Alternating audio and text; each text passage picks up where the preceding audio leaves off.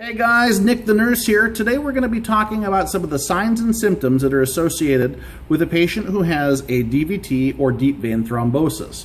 Oftentimes DVT or deep vein thrombosis comes up as a nursing problem that needs to be analyzed on a nursing school exam and might even come up on the NCLEX. So it's something that you as a nursing student need to be very, very prepared for.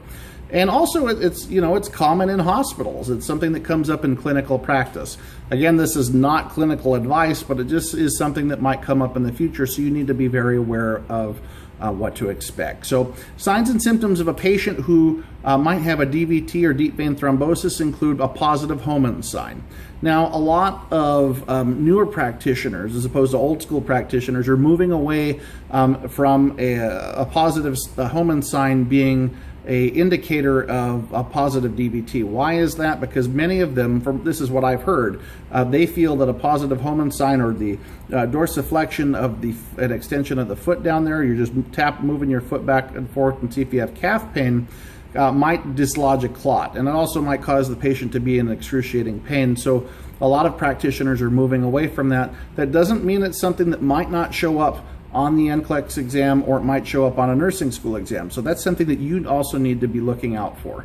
Local swelling in calf is a big one as well. If a patient has swelling in their calf and they're having pain, and pain is also a sign or symptom of DVT, you want to make sure that you monitor the patient and let the physician know about that, or provider. Local redness in the calf also might indicate a DVT. And let's backtrack a little bit.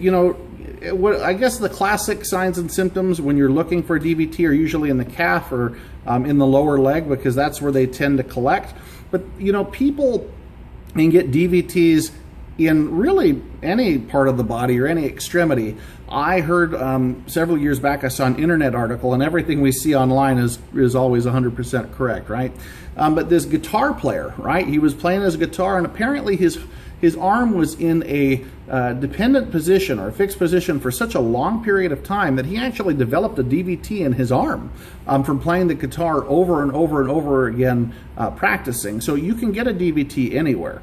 Also warmness to the site, that kind of goes along with the redness with the injury, and you might also have decreased level of conscious. Why is that? Well, you might have a pooling of blood in the leg, stuff like that. So DVTs, you got to look out for stuff like that. So lots of stuff to remember. Again, positive Homan sign, local swelling in the calf along with redness, warmness, and the patient might even have decreased level of consciousness. I've seen patients in the past who exhibit all of those signs classically, and they ended up having a DVT. So watch out for it on nursing school exams and possibly even on the NCLEX. My name's Nick the Nurse. I want to thank you for watching my video today on the signs and symptoms of deep vein thrombosis or DVT. If you'd like to check out any of my other videos, they're completely free to watch, no obligation. You don't have to buy anything. Check them out at www.nickthenurse.com. Thanks again for watching, and I'll see you next time.